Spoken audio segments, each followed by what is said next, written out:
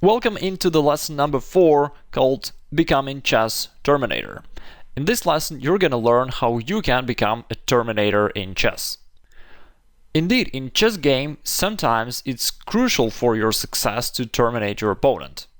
And of course, I do not recommend that you do it in such a brutal way like Schwarzenegger did in his Terminator movies, but still, at times while you're playing a game of chess, a certain opponent's piece becomes really annoying for you.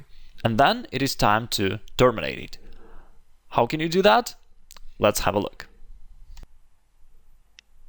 You might have noticed thus far that in a chess game it's really advisable to go forward. And we just discussed that you should be going forward with your pawns and you should go forward as much as you can. And then when it comes to your pieces, also you want to develop your knights to the most forward available squares, which are on the third rank. For the one knight and for the other one, for instance, you go knight to c3, and then when it comes to the bishop, you also want to move it forward, and so you want to place it on the b5. The same thing we discussed about the subject of the attack. We said that you should focus your attention on the opponent's territory and try to move your forces there and make some damage. For instance, when you place your bishop on the b5, it not only activates your bishop itself, but it also starts putting pressure on the opponent's position, which makes it unpleasant for black. At the same time, we shouldn't forget about the opposite side of the coin. If we say that we will be trying to penetrate into opponent's territory and harass him in that way, the opponent might want to do the same. For instance, in this case, he may jump with his knight forward onto d4 onto your territory. And then this rule starts working in reverse. It means that whenever you see an opponent's piece coming on your half of the board, you should neutralize it. It is very important to be aware of this rule. I call it the principle of neutralization. The thing is, in a game of chess there are so many rules. You know that you need to develop pieces, calculate variations, fight for the center, occupy weak squares, etc, etc, etc. And therefore it is always important to know what is the most crucial thing in a certain given position. That way you're never in doubt. You know that you should be addressing that most crucial element of the position. And the principles, the 7 key to victories that you're learning in this course is exactly that.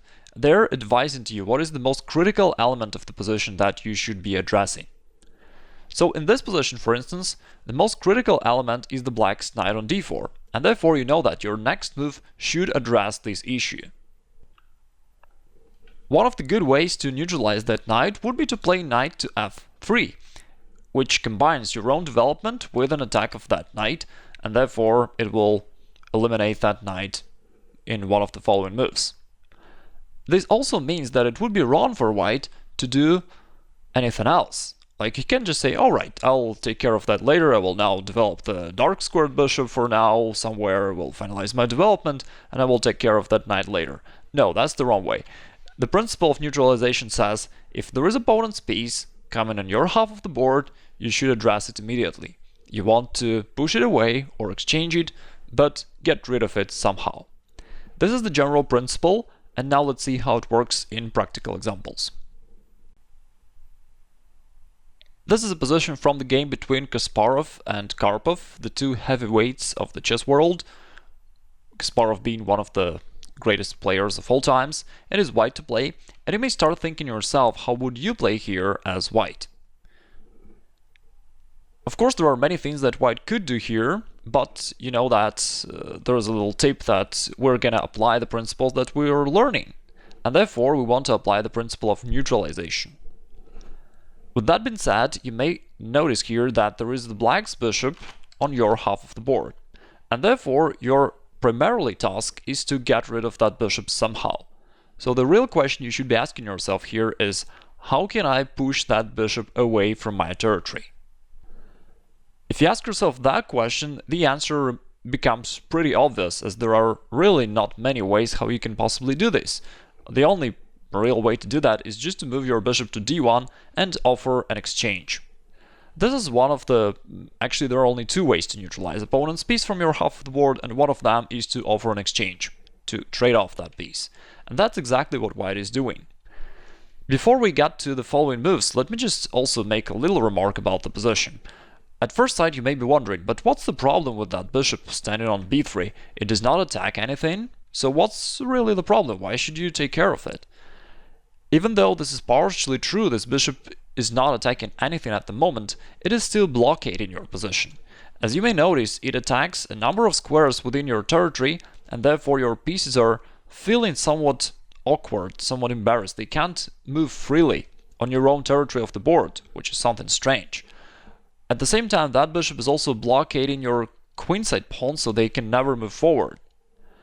And therefore you can see that, all in all, that bishop just blockades the normal communications within your position. And even though it does not attack something directly, but it's still a very annoying thing, and that is why it is really time to terminate that bishop, and that's what white does by playing bishop to d1. If you were able to guess that move, congratulations, this is exactly what Garry Kasparov played, and now you can see that by following the right principles, you can even play as strong as the best player of all times. Alright, let's go ahead. Black played bishop c4. Black does not want to trade off the bishops. By the way, let's quickly get into it. What if black would capture the bishop? That would already let white to bring his rook to f1 into play, so he could recapture with the rook, and now you can already see how better the white position became just within one move. The white pieces are well coordinated, they're putting strong pressure along the d-file, and now actually black is in trouble, because how can black protect that pawn? He can protect it with the knight, but then you can keep attacking. You can now attack the black's knight on f6, and after you eliminate that defender, the d5 pawn will fall, and the black's position will crumble. In the actual game, Karpov refused to trade off the bishops. He played bishop to c4. He wants to save that good bishop for him, and white just retreated with the rook. He played rook to e1.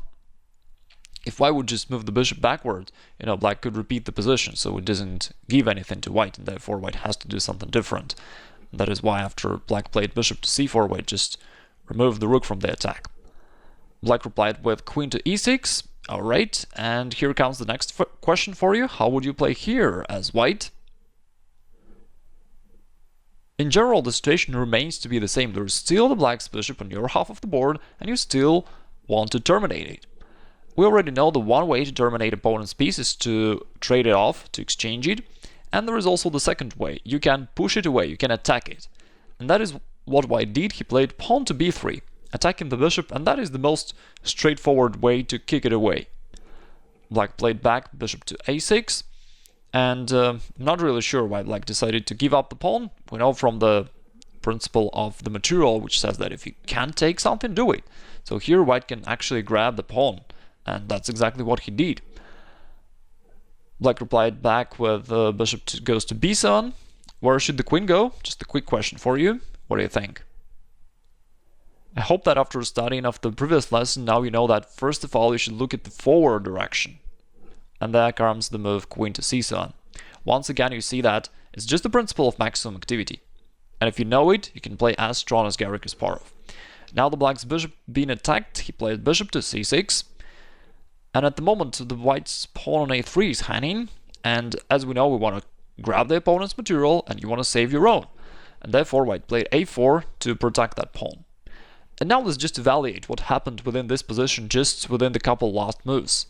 First of all, the black's bishop, it was standing in the root of the white's position on the b3, hampering white in his plans.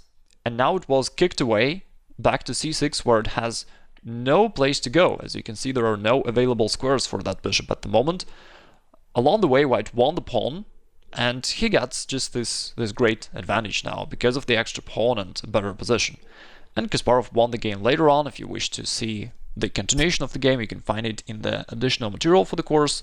In the BGN format, all the games are presented. All the games that are presented in the video lessons, you can find them in the additional materials. Alright, now let's go ahead to the next example. And this time I've chosen the game between two club level players, so that you just can see what are the typical mistakes that players make, and also you can see how players follow the right principles on amateur level, so on the level where you can easier relate to with your own games, because your opponents might do some similar things and similar correct things and similar mistakes in their games. Alright, this is white to play now. And first of all, let me ask you this question. How do you think, what should white be doing here? You know that your focus should be on an opponent's intruder on your half of the board, that knight on e4. You want to get rid of it somehow. And the easiest way to do that is just to take it straight away. There could be some other ways to do that, I mean to fight against that knight, like maybe you can capture the pawn on d5 trying to somehow undermine the knight from e4, or maybe you can attack it with your bishop additionally. But anyway, your thoughts should be about that knight and how to get rid of it. Again, the most straightforward way is just to exchange it right away. We know that there are only two ways mainly to get rid of opponent's piece on your half of the board. It's either to exchange it or to attack it, push it away. Black replied with bishop to e4. What should white do next? The situation didn't change that much, because still there is the opponent's bishop on your half of the board, and therefore you want to eliminate it somehow. And the most straightforward way to do that would be to place your bishop somewhere on f3 or on d3 and try to fight against that bishop, exchange it somehow. That is what white should have done. In the actual game, however, white decided to take the black's knight on d7. He took knight takes d7. And now let me ask you, what do you think about this move? Is it a normal move, a good move, or a bad move? What do you think?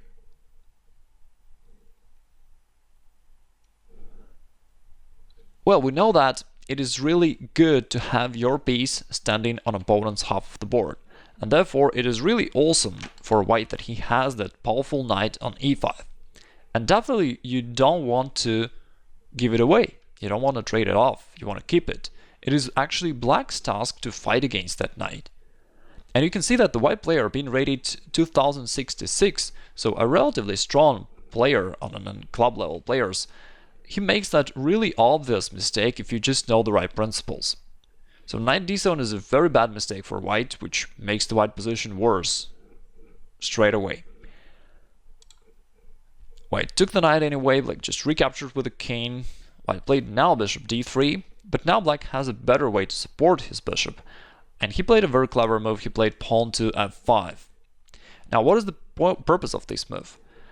Well, we'll have a look. White wants to trade off the bishop, and white actually did it. He first played c5. I don't know why he did it, and then he traded off the bishop. And now we can see the transformation. In the past, black had that powerful bishop on e4, which was attacking lots of squares in the white's territory. That was annoying for white. And after the exchange, after the bishop was traded off, black replaced that bishop by the pawn. And even though the pawn is not as strong as the piece, but still it does control a number of squares in the white's position, and it also hampers white from normal maneuvering on the white's territory. Somewhere in the future, maybe in an endgame, this pawn can also possibly go forward and be promoted to a new queen. And therefore white will always have to keep an eye on that pawn and try to blockade it. And therefore, as you can see, even an opponent's pawn on your half of the board is already somewhat annoying for you. Of course, it is less annoying than the piece, but it is still something advantageous for black. And that is why it's great for black to have the pawn there. In the following moves, white played queen h5, black just played rook to f8, and, well, here we can see that black simply has a great position. He can attack this f4 pawn, which he's doing right now. On the next move, he played the other rook to g8, and all in all, he has a great position. Here, white blundered, but even without that blunder, white's position would be pretty bad anyway. He played f6, giving up the pawn, and he was probably hoping for the move rook f1 with some counterattack, but black found a strong reply. He just played a move after which white resigned immediately. It's the move bishop to h2. Yeah, deflecting the king from protection of the rook, and then queen takes f1, winning the material, threatening checkmate, and white just resigned. The most critical moment of this game was at the beginning, where we have just noticed how badly white handled the situation with his centralized knight. And once again, congratulations for the fact that now you understand chess a lot better than a lot of the club level players. This time it's the game between the white player Gershon and the black player Karjakin, who is one of the leading chess players in the world, who played the World Championship match against Carlsen the last year. Currently it is black to play, and you may think about that for a second and think, what should black play here and how would you play here as black? I'll give you a few seconds to think about it here. Of course, the general principles works in any position. They work in this position just as well. And by following the general principles, you can see that there is the white's bishop on your half of the board, which is putting some pressure on the black's position. Ideally speaking, black would love to put his rook somewhere on d8, play something like this, because there is also white's weak pawn on the d4, so black would love to play rook to d8, maybe double rooks along the d file and attack it. But due to the white's powerful bishop, that would always be somewhat uncomfortable for black, because it attacks the knight, the rook, and the black can't really move his pieces freely. And that is why before starting to realize his plan, black needs to get rid of that bishop on g5 somehow. What is the way to do that? There are not many options really. If you try to kick it away with the move pawn to f6, it just does not really work. It weakens your position too much, and after the exchange, you can see that now white is threatening to take your pawn on e6 with the bishop, with the double attack of the king and the queen, so this is something really bad for black. It just does not work tactically. And what is the other way to eliminate the bishop? Well, we know that there are only two ways. The one way is to attack it, and the other way is to exchange it. How can you exchange it? Black played king to h7, and on the next move he continued with bishop to h6 to trade off that bishop. Since the position is so close, it's not very dangerous for black that his king will possibly appear for just 1 second on the h6 square. Black can easily retreat back in the future, and anyway, the position is so close that white cannot attack black's king anyway. Like white played pawn to f4, black successfully traded off the bishop, and now when there is no danger to black anymore, he started realizing his plan, putting the rook on d8 and putting pressure along the d file. White continued with the rook to d1, and black just now is free to realize his plan. He played queen to c7, preparing, doubling rooks along the d file, again just putting pressure on that weak pawn. White replied with the rook to f3. And here there is another instructive moment here. If black would just try to realize his plan mechanically, and just double rooks along the d file and play something like rook to d7, can you notice what would white play here in that case?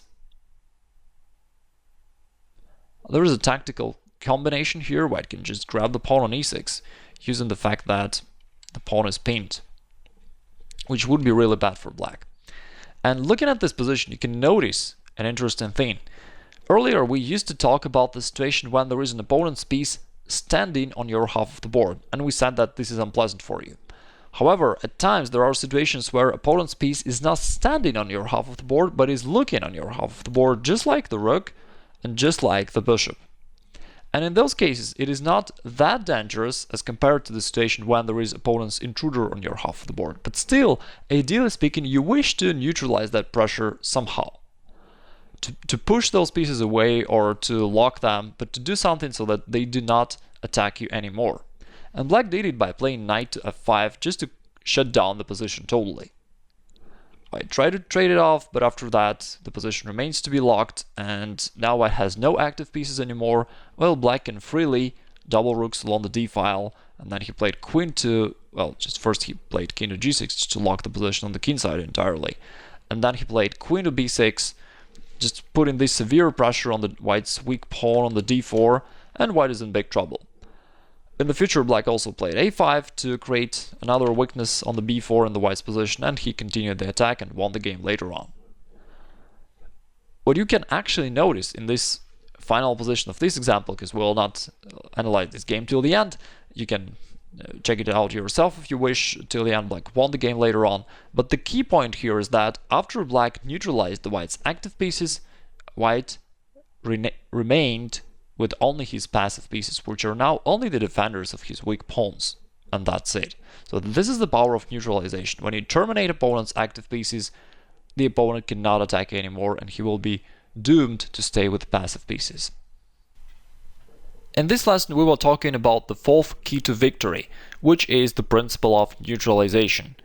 It states, if there is opponent's piece on your half of the board, you should neutralize it. There are only two ways how you can neutralize an opponent's intruder. You can either exchange it, or attack it and push it away. We're mainly talking about an opponent's piece here as it has the greatest power. If there is opponent's pawn on your half of the board, ideally speaking, you also would love to get rid of it, but it is less critical. However, if there is opponent's piece coming your territory, you should always take care of it right away and terminate it.